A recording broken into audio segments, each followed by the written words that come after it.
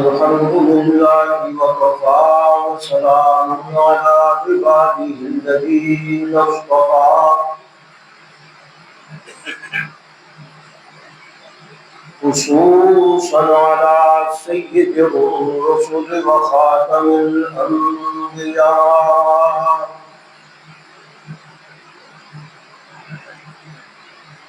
وعلى آله وأصحابه الأتقياء والأصفياء أما بعد فأعوذ بالله من الشيطان الرجيم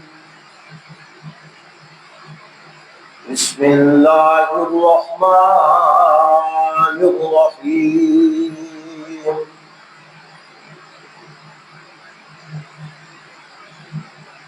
ربنا إني أسكنت من ذريتي بواد غير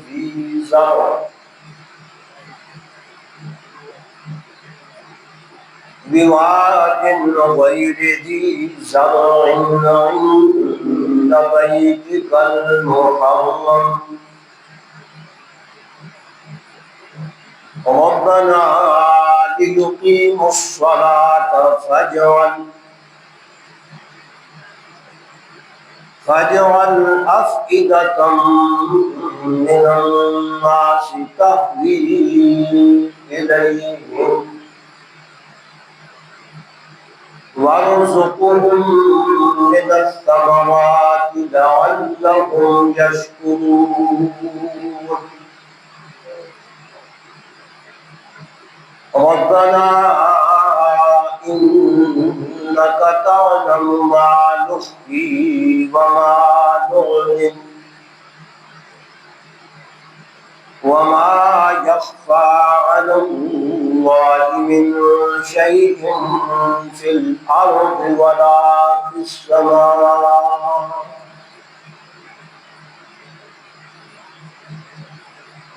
سبحان ربك رب العزة عما يصفون وسلام على المرسلين والحمد لله رب العالمين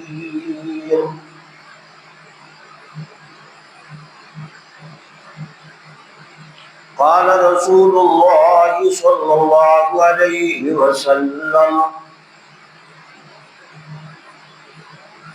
من حج فلم يرفث ولم يفسق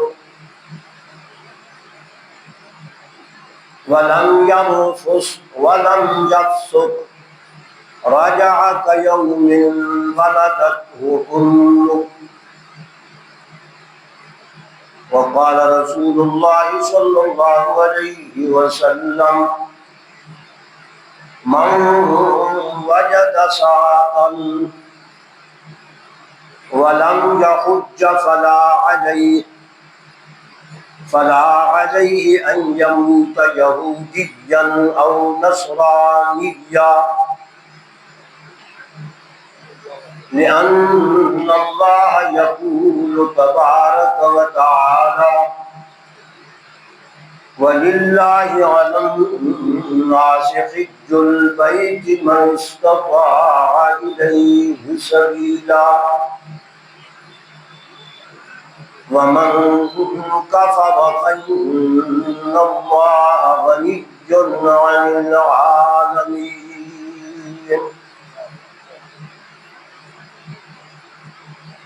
أو كما قال رسول الله صلى الله عليه وسلم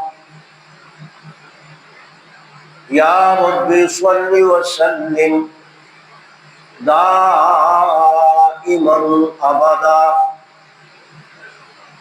على حبيبك خير الخلق كلهم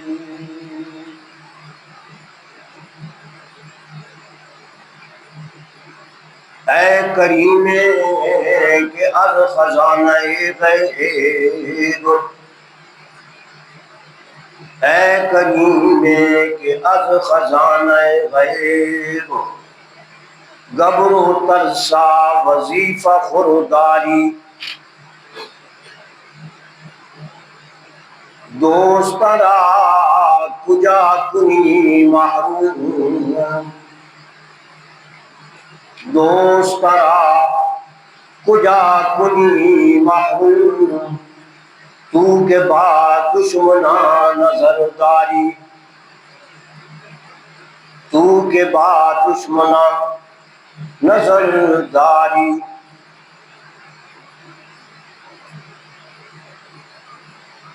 حق پرستوں کی اگر کی تو نے دل جوئی نہیں،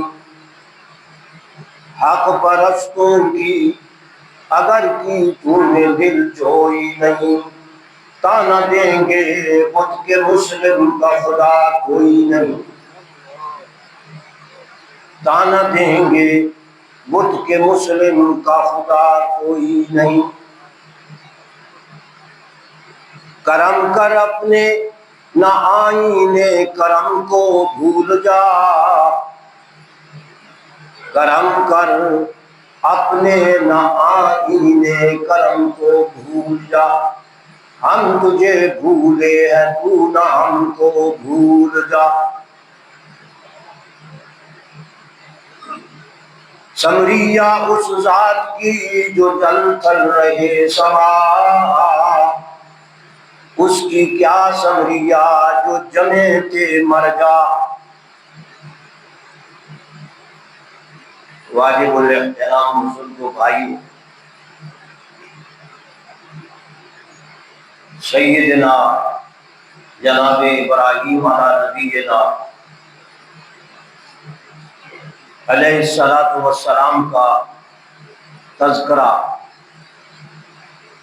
مختلف پاروں، سورتوں اور آیتوں سے آپ گزشتہ کئی جمعات سے سن رہی ہیں۔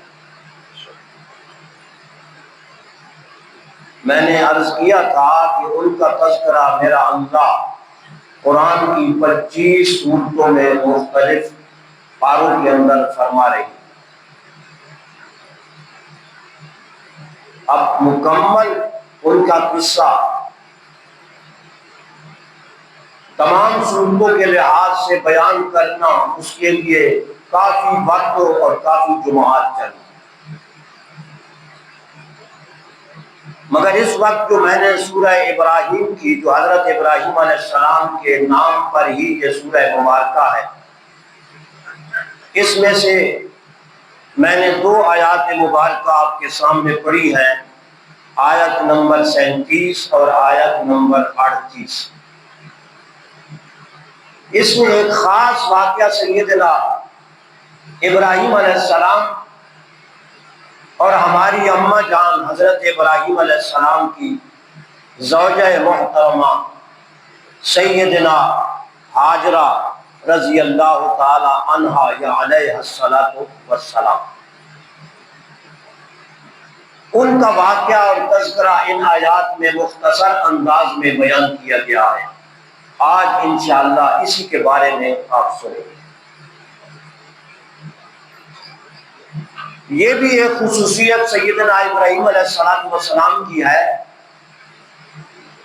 کہ کچھ انبیاء علیہ السلام نے ہمارے پیارے نبی حضرت محمد مصطفیٰ صلی اللہ علیہ وسلم سمیت ایک دفعہ ہجرت کی ہے اللہ کے حکم سے، مگر سیدنا ابراہیم علیہ السلام وہ شخصیت ہے کہ انہوں نے اللہ کے حکم سے 3 مرتبہ ہجرت کی۔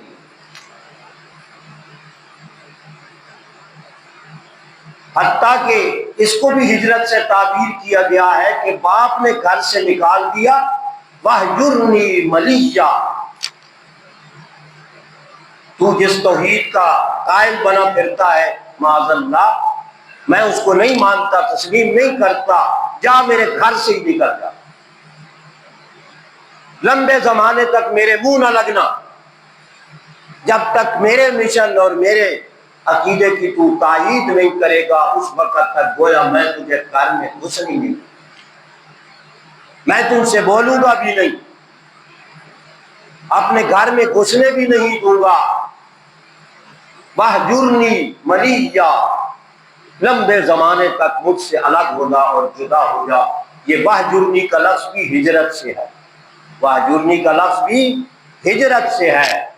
یہ فعل امر ہے اور ہجرت ایک فعل ہے۔ باپ نے بھی ہجرت پہ مجبور کر دیا، اللہ کی طرف سے بھی حکم آیا حضرت ابراہیم علیہ السلام کو، جس کا تذکرہ سورہ عنکبوت کے اندر موجود ہے۔ فرمایا وقال انی مہاجر الی ربی، حضرت ابراہیم علیہ السلام نے فرمایا اے میری قوم کے لوگوں، میں اللہ کے حکم سے یہاں سے ہجرت کر رہا ہوں، جا رہا ہوں، مجھے اللہ کا حکم ملا ہے۔ اس کو نقل فرما رہی ہیں وقالا، اور فرمایا سیدنا ابراہیم علیہ السلام نے انی مہاجر الی ربی، یعنی الہ حکم ربی، الہ ربی الہ حکم ربی، میرے پروردگار نے جدھر مجھے جانے کا حکم دیا ہے میں اس کے لیے ہجرت کر رہا ہوں، وطن چھوڑ رہا ہوں، مصر چھوڑ رہا ہوں، کنعان چھوڑ رہا ہوں، بابل چھوڑ رہا ہوں، شام کی طرف جا رہا ہوں اللہ کے حکم سے۔ انہ هو العزیز الحکیم، وہ میرا پروردگار، میں تم سے تو بے یار و مددگار جا رہا ہوں، کسی نے میرا تعاون نہیں کیا، نہ قوم نے تعاون کیا، نہ بادشاہ نے تعاون کیا، نہ میرے باپ نے میرا تعاون کیا، اس لیے انہ هو العزیز الحکیم، وہ اللہ بڑا زبردست ڈاٹا ہے۔ ساری قوم مخالف، باپ بھی مخالف، بادشاہ بھی مخالف ہے، مگر میرا اللہ عزیز ہے، عزیز۔ وہ ایسی صفت کا مالک ہے، تو بادشاہوں کو گدھا کر دے، گدھا کو بادشاہ کر دے، اشارہ تیرا کافی ہے گھٹانے اور بڑھانے میں۔ وہ اس شان کا مالک ہے، انہ هو العزیز الحکیم، وہ زبردست ہے، یقیناً غلبہ مجھے ہی عطا فرمائے گا۔ قوم کے مقابلے میں، بادشاہ کے مقابلے میں، باپ کے مقابلے کے اندر اللہ غلبہ مجھے ہی عطا فرمائے گا، عزت مجھے ہی عطا فرمائے گا۔ عزیز عزت سے بھی ہے، عزیز غلبے سے بھی ہے۔ دوسری جگہ قرآن پاک میں فرمایا، دوسری ہجرت کا ذکر فرماتے ہوئے سورہ صافات کے اندر بھی، کہ میں اللہ کے حکم سے جا رہا ہوں۔ اس وقت سیدنا ابھی اسماعیل علیہ السلام پیدا نہیں ہوئے تھے۔ عمر کتنی ہے؟ 86 برس، 87 برس عمر ہے۔ ابھی ہمارے عزیز آپ کے سامنے دعا کے بارے میں بتا رہے تھے۔ کیا خیال ہے آپ کا کہ سیدنا ابراہیم علیہ السلام نے شادی کے بعد سے لے کر 87 سال کی عمر تک اللہ سے کتنی دفعہ مانگا ہوگا؟ بھائی سوچے تو صحیح۔ اللہ کے نبی تو وہ ہیں کہ ہر دفعہ، ہر نماز کے بعد چلتے پھرتے اٹھتے بیٹھتے اللہ کے نبی اللہ کا ذکر کرتے اور دعائیں کرتے ہیں۔ میں نے بتایا تھا کہ رسول اللہ صلی اللہ علیہ وسلم اتنی دعائیں ہیں کہ قرآن سے زیادہ حجم والی کتابوں دعاؤں کی موجود ہے۔ اسی طرح میرا اور آپ کا یہ ایمان ہونا چاہیے کہ سیدنا ابراہیم علیہ السلام نے 87 مرتبہ، ہزاروں مرتبہ، بلکہ لاکھوں مرتبہ اللہ سے اپنی اولاد مانگی ہوگی۔ کوئی بیٹا نہیں ہے، بیویاں 2 تھیں، بلکہ بعض تواریخ والوں نے اس سے زیادہ بھی لکھی ہیں، مشہور معروف یہ 2 ہیں، حضرت سارہ علیہ السلام اور حضرت ہاجرہ علیہ السلام۔ تو اللہ سے دعا کر رہی ہیں، جیسے پہلے دعا فرماتے تھے اب بھی دعا فرما رہی ہیں کہ اللہ تیرے حکم سے میں ہجرت کر رہا ہوں، لیکن اس سے پہلے میری ایک دعا بھی تو سن لے. رب حبلی من الصالحین، سورہ صافات. رب حبلی من الصالحین، ہبا کر دے مجھے کوئی نیک بچہ. رب حبلی من الصالحین. میں نے بتایا تھا کہ صلاحیت انبیاء کی نسبت سے ہے، عام عوام کی نسبت سے صلاحیت نہیں ہے. نیک تو بندے بھی ہوتے ہیں، مگر سب سے اعلیٰ نیک کون؟ انبیاء علیہ السلام جو معصوم ہستیاں ہیں. تو گویا یوں دعا فرما رہی ہیں، یا اللہ میری طرح اس کو بھی نبی بنا دینا جو سب سے بڑا صالح بنے. رب حبلی من الصالحین، یہ ہجرت سے پہلے جناب نے دعا فرمائی. اللہ نے فرمایا فبشرناہ بغلام حلیم. ہم نے حضرت ابراہیم علیہ السلام کو فوراً دعا قبول فرمائی، نہیں قبول کی تو 87 برس قبول نہیں کی. جب قبول کرنے پہ آئے تو اب ہجرت سے پہلے دعا قبول فرما لی، بشارت بھی دے دی. فبشرناہ بغلام حلیم، ایک بردبار حوصلے والے تحمل والے لڑکے کی اللہ نے بشارت دے دی. لڑکا بھی دے دیا اور ساتھ اس کی صفتیں بھی بیان کر دی کہ میں عام بیٹا نہیں تمہیں دے رہا، تو نے بھی صالح بیٹے کی دعا کی ہے. میں نے بھی جواب کے اندر تجھے بتایا ہے کہ جو آنے والا بیٹا میں جو تجھے دینے والا ہوں وہ ایسا ہوگا، غلام ہوگا، حلیم ہوگا، حوصلے والا، تحمل والا، برداشت والا ہوگا.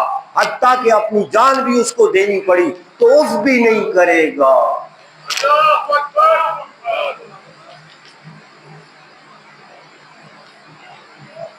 جان دی ہوئی اسی کی چیز، جان دی ہوئی اسی کی چیز. حق تو یہ ہے کہ حق ادا نہ ہوا. حق تو یہ ہے کہ کوئی یہ نہ سمجھے کہ میں نے اپنی جان دے دیا تو میں نے بڑا کوئی کمال کر دیا ہے. دینے والے نے تجھے جان دی ہے، اسی کے نام پہ جب تو قربان ہو جاتا ہے تو یہ کوئی احسان نہیں ہے، یہ اس نعمت کا عوض اور بدلہ، یہ شکریہ. فبشرناہ بغلام حلیم.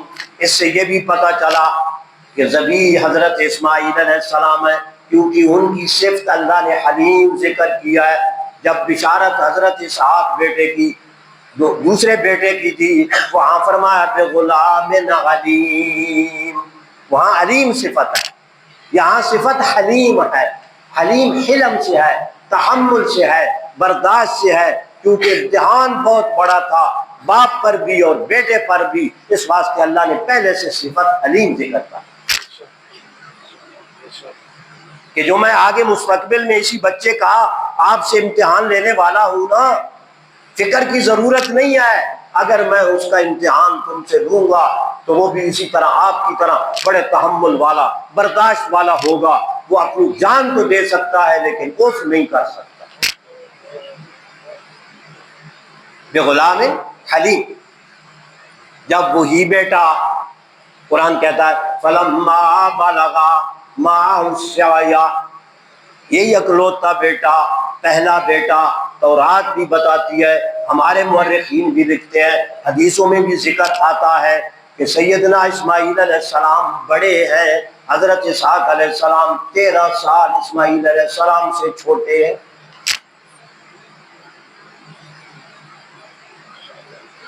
اکلوتا بیٹا کیسے بن سکتا ہے؟ جب اس حضرت اسحاق بھی ساتھ پیدا ہو گئے ہوں تو پھر تو 2 ہو گئے نا، اکلوتے تو نہ بنے.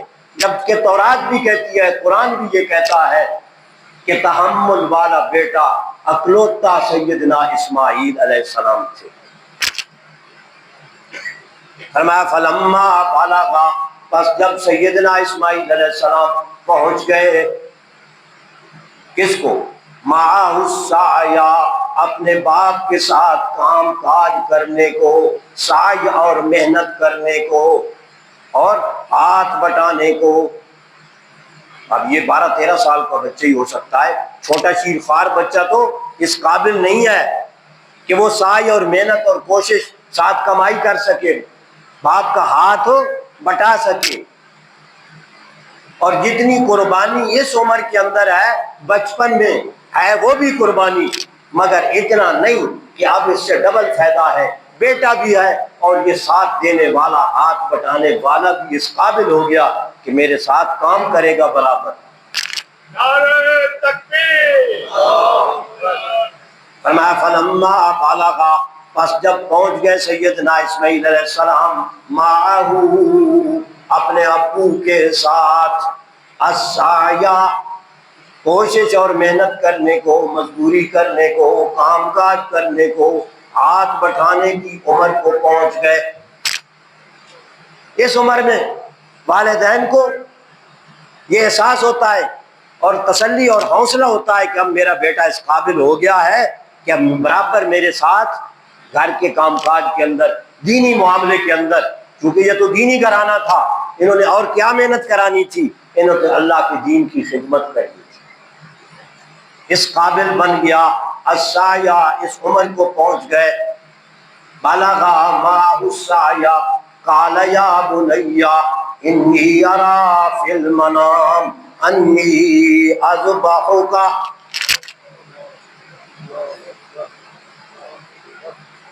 میں خواب دیکھتا ہوں، خواب میں دیکھتا ہوں۔ حدیثوں میں ذکر آتا ہے کہ یہ خواب سیدنا ابراہیم علیہ السلام کو ایک دن نہیں آیا، 3 دن خواب آیا۔ اور ہمارے فقہ کی کتابوں کے اندر اور حدیث کی کتابوں کے اندر ان تینوں دنوں کا نام الگ الگ ہے، توجہ نہیں کرتا کوئی۔ یوم الترویہ، یوم الترویہ، یوم العرفہ، یوم النحر، 8ویں والا دن یوم الترویہ ہے۔ ترویہ کے معنی ہے مشورہ کرنا، رائے قائم کرنا۔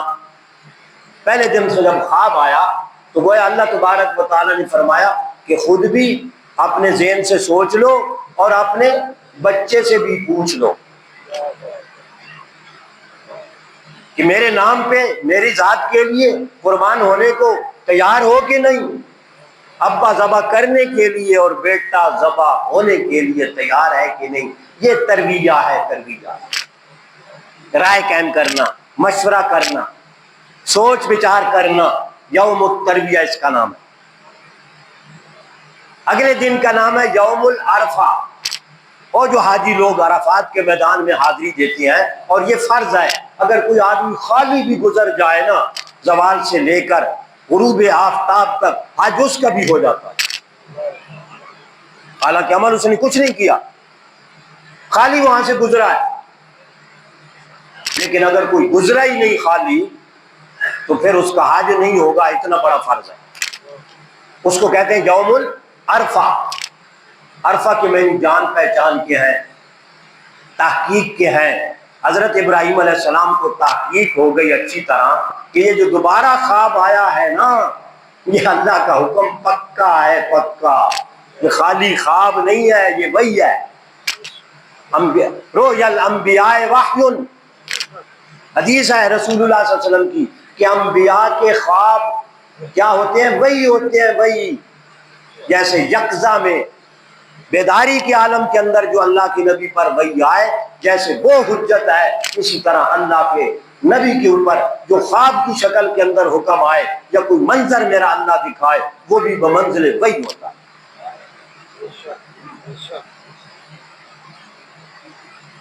پوری طرح تحقیق ہو گئی، پکا کام ہو گیا کہ اللہ کی طرف سے حکم ہے۔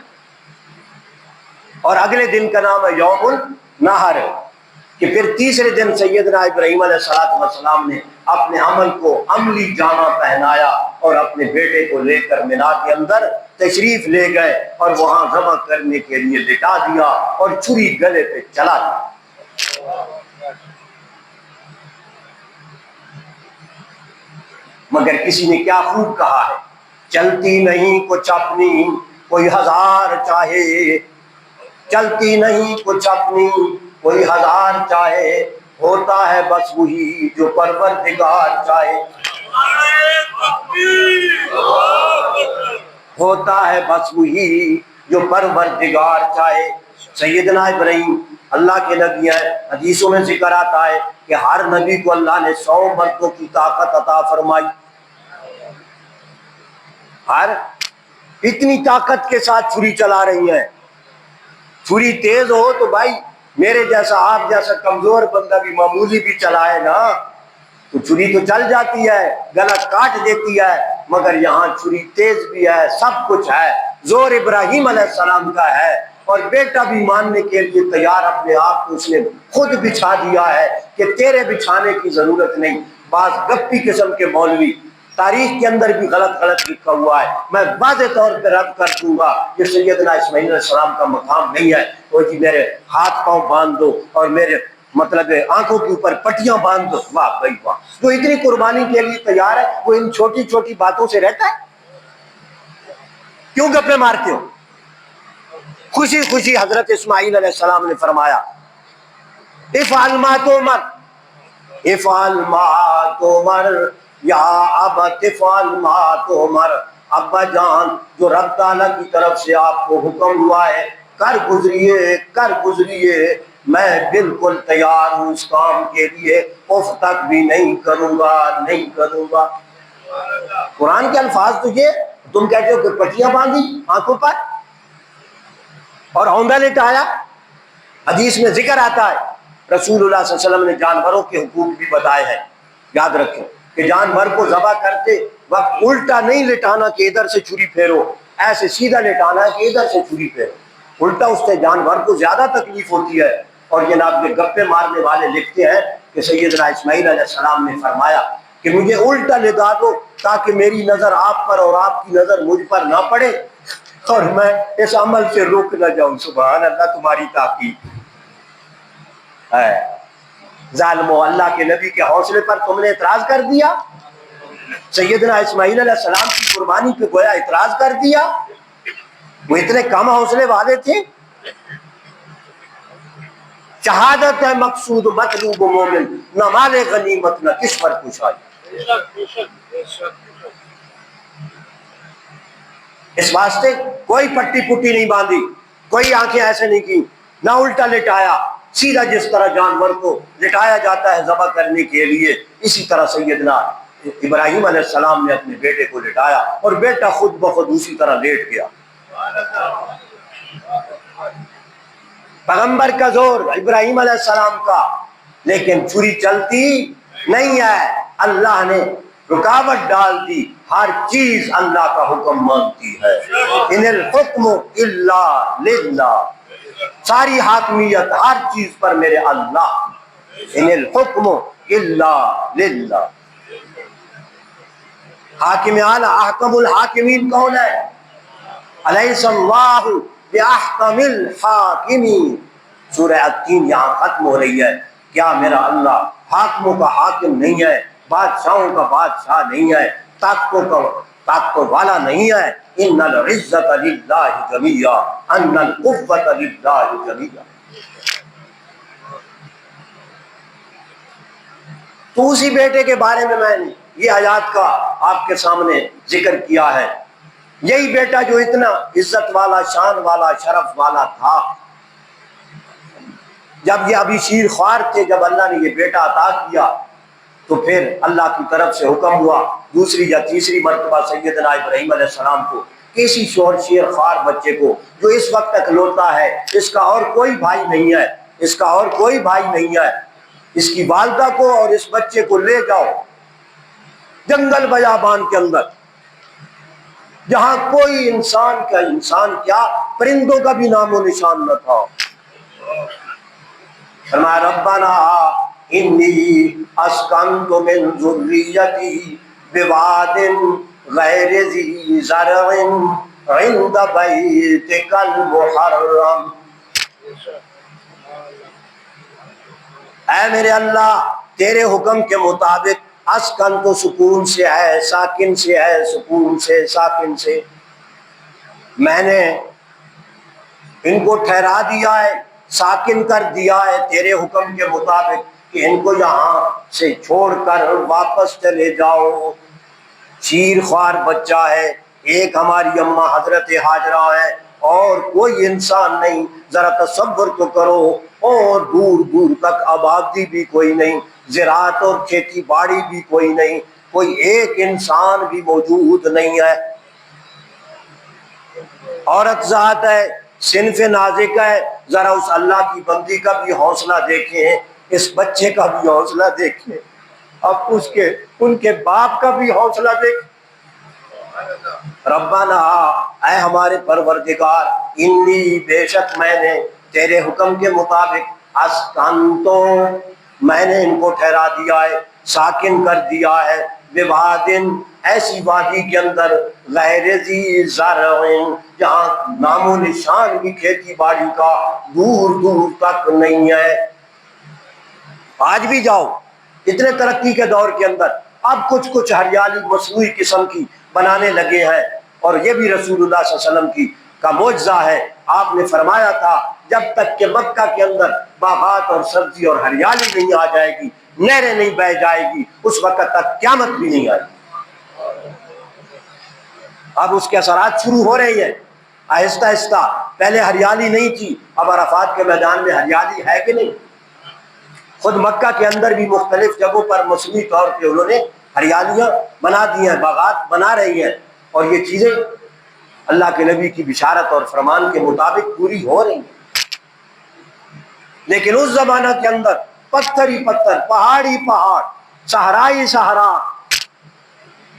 ربنا، اے ہمارے پروردگار، انی بے شک میں نے تیرے حکم کے مطابق اسکنتو بواد غیر ذی زرع ایسی وادی میں ان کو تیرے حکم سے ٹھہرا دیا ہے کہ جو کھیتی باڑی والی بالکل بھی نہیں ہے، بالکل ایک تیلا بھی نہیں اگتا۔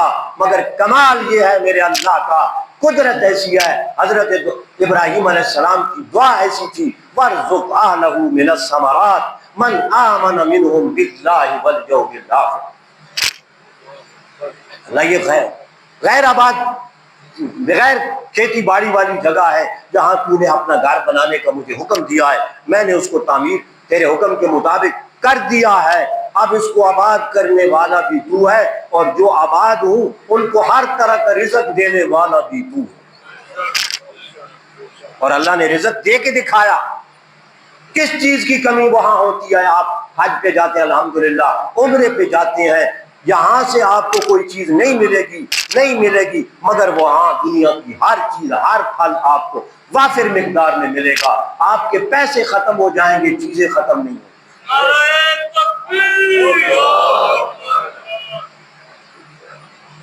پیسے ختم ہو جائیں گے، چیزیں ختم نہیں ہوں گی۔ اور میں نے پہلے بھی آپ کو کئی دفعہ بتایا، دوبارہ سے تھوڑا اشارہ کر دیتا ہوں، رزق کا لفظ صرف کھانے پینے کے لیے نہیں ہے، صرف مال دولت کے لیے نہیں ہے۔ رزق کا لفظ تمام نعمتوں کو شامل ہے، جس میں آج کا پٹرول بھی شامل ہے۔ وَارْزُقْ أَهْلَهُ مِنَ الثَّمَرَاتِ مَنْ آمَنَ مِنْهُمْ بِاللَّهِ وَالْيَوْمِ الْآخِرِ۔ تو یہاں فرمایا انی اسکنت من ذریتی بواد غیر ذی زرع عند بیتک المحرم، تیرے عزت والے گھر کے پاس میں ان کو چھوڑ کے تیرے حکم کے مطابق واپس جا رہا ہوں۔ اس گھر کی بھی حفاظت کرنے والا تو ہے، اور اس بچے اور اس کی ماں کی بھی حفاظت کرنے والا تو ہے۔ عند بیتک المحرم، یا اللہ میں نے یہ تیرے حکم کے مطابق، جب حضرت اسماعیل علیہ السلام بڑے ہو گئے، وہی بات یہاں بھی ذکر کی جائے گی کہ جب آپ کے ساتھ محنت کرنے کی عمر کو پہنچ گئے، اس وقت اللہ کی طرف سے خانہ کعبہ کے بنانے کا حکم آیا تھا۔ وہاں بھی سیدنا اسماعیل علیہ السلام نے قربانی دی، اور یہاں جان کی قربانی دی، وہاں بھی جان کی قربانی تھی، مگر ذبح ہونے کا وہاں نہیں ہے، وہ ذرا اس سے کم درجے کی قربانی ہے، ذبح ہونے والی اس سے ڈبل قربانی۔ یہ باپ بیٹا دونوں خانہ کعبے کی تعمیر کرنے والے ہیں، باپ مستری ہے، بیٹا مزدور ہے۔ سبحان اللہ، کیسا معمار، کیسا مزدور، واہ بھائی، پھر گھر بھی کس کا؟ میرے اللہ کا۔ تو خدا کوٹھے میں نہیں رہتا، اس نے یہ نسبت کر دیا ہے کہ میری تجلیات خصوصیہ اس جہاں پڑے گی، یہ میرا گھر ہے، ورنہ تو رہنے کے لیے گھر ہوتے ہیں، اللہ کسی خاص مکان پہ رہنے والا نہیں ہے۔ اینما تکونوا فثم وجہ اللہ، جہاں بھی تم ہو اللہ کی ذات وہاں موجود ہے، صرف اس جگہ پہ نہیں، اللہ کی رحمتیں، برکتیں، نعمتیں ہر جگہ پر موجود ہے۔ اینما تکونوا یأتی بکم اللہ جمیعا۔ تو سیدنا اسماعیل علیہ السلام اور حضرت ہاجرہ وہاں شیر خوار بچہ تنہا رہ رہی ہیں۔ حضرت ہاجرہ پوچھتی ہیں جب واپس ہونے لگے، اے پیارے ابراہیم، کمال ہے تمہارا کہ یہاں مجھے اور اس شیر خوار بچے کو چھوڑ کے جا رہے ہو، ہمارے کھانے کا کیا بنے گا، پینے کا کیا بنے گا، رہنے کا کیا بنے گا، ننگا آسمان، کوئی تعمیر نہیں ہے، ابھی اللہ کا گھر تو بنا ہی نہیں ہے نا، بعد کے اندر اسماعیل علیہ السلام جب بڑے ہوں گے، اس قابل ہوں گے آپ کے ساتھ محنت مزدوری کرنے کے، گھر تو تب بنے گا، گرچہ اس کی نیہیں موجود تھیں مگر اس کی تعمیر اوپر نہیں ہوئی، قواعد موجود تھے مگر تعمیر اوپر نہیں بنی۔ حضرت ابراہیم پرواہ نہیں کرتے، بیوی ہے، اس کا احترام کرنے کا اللہ کی طرف سے حکم ہے، مگر اللہ کا حکم پہلے، اس لیے یہ نہیں کہتے کہ تسلی بھی نہیں دیتے کہ مجھے اللہ کا حکم ہے جا رہا ہوں۔ خود حضرت ہاجرہ نے پوچھا کہ ابراہیم ایسے تو بد اخلاق معاذ اللہ نہیں ہو سکتے کہ اللہ کا حکم نہ ہو اور ویسے ہی ہمیں یہاں چھوڑ کے چلے جائیں۔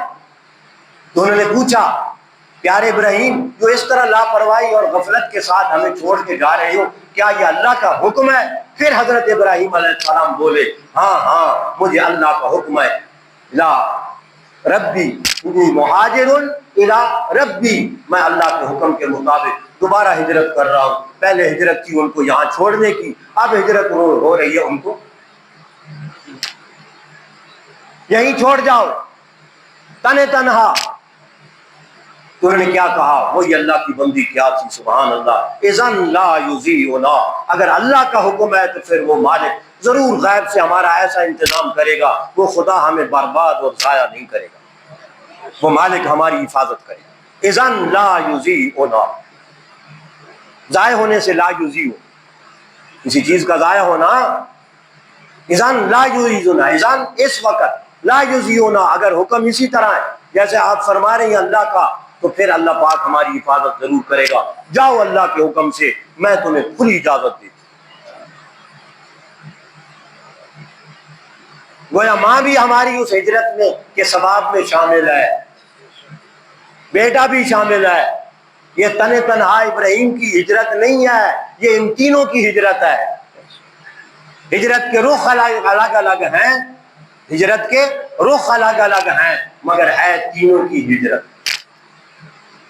ہجرت کا معنی چھوڑنا ہوتا ہے، اپنے حق حقوق کو چھوڑا کہ نہیں حضرت ہاجرہ۔ تو اس لیے میرے بھائیوں، جب حضرت ابراہیم علیہ السلام ان کو چھوڑ کے چلے گئے، پھر آگے واقعہ ذکر آتا ہے جو قرآن نے جہاں اشارتاً ذکر کیا، اور وہ یہ کہ جب سیدنا اسماعیل علیہ السلام کو پیاس لگی، بچے تھے، پانی کی ضرورت پیش آئی، دودھ کی ضرورت پیش آئی، چھاتیوں میں دودھ خشک ہو گیا، شروع کے اندر ایک خرجی کے اندر، ایک تھیلی کے اندر سیدنا ابراہیم علیہ السلام کچھ کھجوریں ان کو دے کر گئے تھے، ایک مشکیزہ پانی کا دے کر گئے تھے، آخر وہ کتنے تک چلتا؟ مشکیزہ پانی کا بھی ختم، کھجوریں بھی ختم۔ تو پھر اس کے بعد اللہ تبارک و تعالیٰ سے دعا کی کہ یا اللہ تو مہربانی فرما، تو کو ماں کے پیٹ میں روزی دینے والا ہے، اب تو ہم اس دنیا میں آ گئے ہیں، یہاں تو تیری بے بہا نعمتیں اور وسائل اور اسباب ہیں، اسباب کا خالق بھی تو ہے، نعمتوں کا خالق اور مالک بھی تو ہے، ہمارے لیے کو غیب سے بندوبست فرما دے۔ دل میں بات ڈالی، جب پیاس لگی حضرت ابراہیم علیہ السلام کو، اپنا اسماعیل علیہ السلام کو اور حضرت ہاجرہ کو خود بھی، تو پھر دوڑی، پہلے صفا کی طرف گئی کہ شاید کوئی بندہ دور سے نظر آ جائے تو اس سے پانی لیا جائے، اس سے کچھ خوراک لے لی جائے اور گزارا کر لیا جائے اور ہماری جان بچ جائے، لیکن وہاں کوئی بندہ نظر نہیں آیا۔ پھر نیچے اتری، مروہ پہاڑی سامنے تھی، پھر اس کی طرف دوڑ پڑی۔ اللہ اکبر! اللہ اپنے پیاروں کی اداؤں کو کس طرح پسند فرماتی ہے کہ یہ دوڑنا قیامت تک کے لیے حاجیوں کے ذمہ فرض ہے۔ میری بندی اس تڑپ اور اس بھوک کے اندر یہاں سے یہاں دوڑی تھی، کیونکہ وہ نشیب والی جگہ پر دوڑی تھی کہ جب بیٹا نظروں سے اوجھل ہو گیا تھا نا، نشیب کی جگہ تھی، تو پھر تڑپ کر وہ مروہ کی طرف گئی جلدی جلدی بچے کی حفاظت کے لیے کہ کہیں میری آنکھوں سے اوجھل نہ ہو جائے مزید۔ تو وہ صرف اس جگہ پھر دوڑا جاتا ہے، نہ پیچھے دوڑا جاتا ہے نہ آگے دوڑا جاتا ہے۔ اب تو بڑی آسانی کر دی، پہلے زمانے میں دشواری تھی کہ اب وہ سبز لائٹیں لگا دی ہیں وہاں، یہاں سے یہاں تک بھائی دوڑنا ہے، لیکن عورتوں کے لیے دوڑنا پھر بھی منع ہے۔ یہاں میدان کے اندر دوڑیں، کھیلے کودے، اس کی اجازت ہے۔ ہاں ماشاء اللہ، آج کل کی ماڈرن ہماری مائیں بہنیں، ہمارے بڑے بھی کھیلوں کے اندر بھی ان کو شامل کریں، دوڑنے بھاگنے کے اندر بھی بات کریں جناب، بے پردہ۔ لیکن یہاں عورتوں کو دوڑنے کا حکم نہیں ہے، یاد رکھیں، مسئلہ پر سمجھ لو۔ صرف مرد جو ہے ذرا تیز تیز چلے، وہ بھی اس طرح دوڑے نہیں کہ جس طرح عام دوڑ میں مقابلہ ہوتا ہے، بلکہ ہلکی چال تیز رکھ کے ہلکا دوڑنے کی ایک شکل بنائے۔ یہ مردوں کے لیے حکم ہے، اور عورتوں کے لیے بالکل نارمل چلنا، جس طرح پہلے چل رہی اسی طرح چلنا۔ ساتھ ساتھ مسئلہ بھی میں تھوڑا تھوڑا بتا دیتا ہوں، جاگ لگا دیتا ہوں تاکہ آپ کا ذہن کہ ہمارا کلچر ماحول کیا ہو گیا ہے، اسلام اور دین ہمیں کیا سکھاتا ہے، اور وہی تعلیم آج بھی اسی طرح ہے، اصلی تعلیم جو ہے، لیکن ہم اس تعلیم کو چھوڑ چکے ہیں۔ بہرحال یہ آگے واقعہ انشاءاللہ آئندہ جمعے کے اندر ذکر کیا جائے گا۔ ربنا تقبل منا انک انت السمیع العلیم وتب علینا انک انت التواب الرحیم۔